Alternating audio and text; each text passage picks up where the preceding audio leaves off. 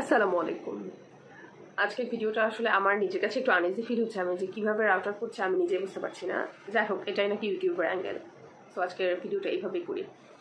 তো যেই জিনিসটা আসলে আমার সাথে ঘটেছে, আমার মনে হয় এটা যে কারোর সাথে হয়তো বা ঘটেছে, হয়তো বা সামনে ঘটতে পারে। সে বিষয়টা নিয়ে কথা বলবো এটিএম বুথে। তো টাকা আমি উঠাইছি, তো ওইখানে লিমিট ছিল যে 10,000-এর বেশি উঠানো যাবে না।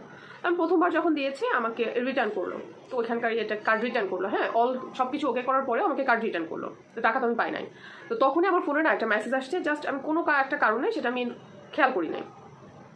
পরে আমি ওইখানে যে ছিল সিকিউরিটি গার্ড যে ছিল, ওনাকে আবার জিজ্ঞেস করলাম। উনি বললো আচ্ছা টেকনিক্যাল সমস্যা, হয়তো আপনি আবার দেন। আচ্ছা, আমি রীতিমতো করে দিয়ে আমি টাকা পাইছি, আমি চলে আসছি। তো চলে আসার পরে আমি ওই দিনকেও নোটিস করি নাই, এটা আজকে 4-5 দিন আগেকার কথা। আমি ওই দিনকেও নোটিস করি নাই। তো 3-4 দিন যে চলে যাওয়ার পরে আমি আমার অ্যাপসের মধ্যে ঢুকে আমি অ্যাকাউন্টটা চেক করছিলাম যে আসলে কত টাকা আছে, বা আমি ওই দিনকে উঠাইলাম। আমি জাস্ট নর্মাল চেক করার জন্যই দেখছিলাম। তো দেখতে গিয়ে দেখি আমি কোনোভাবে মিলাতে পারি না 10,000 টাকা এদিকে ওইদিকে, 10,000 টাকা মিলে না। পরে আমি টেনশনে পড়ে গেছি। পরে আমাকে জিজ্ঞেস করলাম আচ্ছা আমি কি তোমাকে বেশি উঠাই দিচ্ছি, আমি মনে করতে পারছিলাম না আর কি।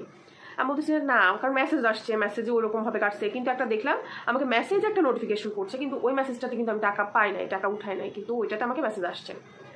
আমি কোনো কিছু চিন্তা না করে বা ব্যাংকের সাথে কোনো প্রকার যোগাযোগ না করে আমি ওদের হটলাইন নাম্বারে ফোন দিলাম, যেহেতু অ্যাকাউন্ট আমার। তো আমি হটলাইন নাম্বারে ফোন দিয়ে সব ডিটেলস বললাম, বলার পরে তো ওনারা সব ডিটেলস নিল যে আমি কোন বুথ থেকে উঠাইছি বা কি, নর্মাল যে বেসিক ডিটেলসগুলো লাগে সেই ডিটেলসগুলো নিল। নেওয়ার পরে আর কি আমাকে বললো যে 30 দিন সময় লাগে। তা বললাম আচ্ছা ঠিক আছে, সময় লাগুক। তো বলছে আমরা আপনাদের ইয়েটা নিলাম, যে আপনার এই প্রবলেমটা হয়েছে, এটা আমরা নিচ্ছি, অ্যাকসেপ্ট করছি আপনার কমপ্লেনটা। আমরা এই পরবর্তীতে দেখবো যে এটা আসলে কি কারণে হয়েছে, বা আদৌ এটা সত্যি কিনা। তো পরে 2-3 দিন না আমি লিটারালি ঘুমাইতে পারি না। আচ্ছা কি করলাম, আমি কি ভুলে কাউকে কি করলাম এটাই বুঝতেছি না। ভুল করে তো ওঠানোর প্রশ্নই আসে না। তো আমি তখন চিন্তা করলাম যে হ্যাঁ, এই জিনিসটাই হতে পারে। পরে যাই হোক, আমি আমার একটা ফ্রেন্ডের সাথে, এটা নিয়ে ফ্রেন্ড ঠিক না, ও ব্যাংকে চাকরি করে, তো ওর সাথে কথা বললাম। তো পরে বললো হ্যাঁ এরকম অনেক সময় টেকনিক্যাল ইস্যু হয়, তবে সমস্যা নাই, তুমি যেহেতু টাকা পাও না এটা রিটার্ন আসবে, এরকম হয় না, বাটপারি হয় না আর কি। তারপরে আসলে যতক্ষণ নিজের কাছে না আসছে ততক্ষণ তো একটা টেনশন। তো আমি পরে আর কি 3 দিন পরে দেখলাম যে আমার টাকাটা রিফান্ড হয়ে গেছে। আসলে এটা ভুলে গেছিল। তবে এটারও কিন্তু এটা বলার রিজনটা এটাই, দেখেন যে টাকা তো ফেরত পাইছি, খুবই ভালো কথা, কিন্তু এটা বলার রিজনটা কিসের জন্য জানেন? যে আপনাদের সাথে এরকম করতে পারে, আপনারা হয়তো বা কোথায় বলবো, ব্যাংকের সাথে যোগাযোগ করে কোনো লাভ নাই, আপনাকে হটলাইনে ফোন দিয়ে জানাতে হবে এটা। হ্যাঁ, ব্যাংকে আপনি যোগাযোগ করলে ওরা দেখা যাচ্ছে এই ফর্মালিটি ওই ফর্মালিটি আপনাকে বুঝাই দিবে যে হটলাইনে কথা বলেন। আপনি তখন হয়তো প্যানিক হয়ে যাবেন যে হ্যাঁ আমার টাকা এরকম ভাবে চলে গেল, এতগুলো টাকাও না, 1,000 টাকাও হতে পারতো, হ্যাঁ 500 টাকাও, 500 তো উঠানো যায় কিনা আমি জানি না। যাক, তো এই জিনিসটা হলে এরকম যদি আপনাদের কারোর সাথে কখনো ঘটে থাকে, কখনো প্যানিক হবেন না। হ্যাঁ, হটলাইন নাম্বারে ফোন দিয়ে আপনি আপনার ডিটেলসগুলো বলবেন। আপনি বলার পরে জাস্ট আপনার যদি এটা যখন ঘটে আর কি, তখন যদি আপনি ফোন দেন যে সঙ্গে সঙ্গে যে আমার অ্যাকাউন্ট থেকে টাকা কাটছে কিন্তু আমি এই টাকাটা পাই নাই, তো তখনই দেখা যাচ্ছে এটা আপনাকে তখন আসলে ইমার্জেন্সি রিফান্ড করেন কিনা আমার এটা জানা নাই।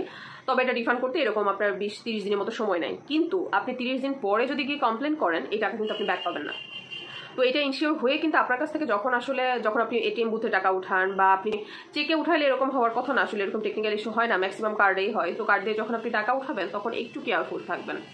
আমরা তো বেশিরভাগ সময় অনেক তাড়াহুড়ো করে দেখা যাচ্ছে উঠাই নিয়ে যে কাজে যাচ্ছে, কারণ কার্ড দিয়ে টাকা উঠাই কিন্তু আমরা কোনো না কোনো কাজের জন্যই, তাই না? দেখা যাচ্ছে জরুরি কোনো কাজের জন্য আমরা ওইটা নিয়ে কিন্তু ওই কাজে চলে যাই, ওখানে গিয়ে খরচ করে ফেলি। পরবর্তীতে দেখা যাচ্ছে আমরা মেসেজগুলো চেকও করি না যে আচ্ছা কয় টাকা উঠাইছিলাম, কয় টাকা খরচ করলাম। অনেক সময় হয় না, আসলে ভুল তো মানুষের হয়, তাই না? ভুল হতেই পারে। এখন এই ভুল করতে করতে যদি আপনি 30 দিন পার করে দেন তাহলে কিন্তু এই টাকাটা আপনি কখনোই রিটার্ন পাবেন না। তাই যদি আপনাদের সাথে কখনো এরকম কিছু হয়ে থাকে বা এরকম কিছু ঘটে থাকে, আপনারা যে ব্যাংকের অ্যাকাউন্ট হোল্ডার, আপনি সেই ব্যাংকেরই আপনার যে হটলাইন নাম্বার থাকে, প্রত্যেকটা ব্যাংকেরই থাকে, হ্যাঁ, ওরা ওইখানে আপনি কথা বললে ওরা আপনার সব ডিটেলস বলে দিবে, আপনার কমপ্লেনটা নিবে এবং আপনি যদি টাকা না পেয়ে থাকেন ডেফিনেটলি আপনাকে রিফান্ড করবে। বাট 30 দিন পরে কিন্তু এই কমপ্লেনটা আর অ্যাকসেপ্ট করবে না ওরা।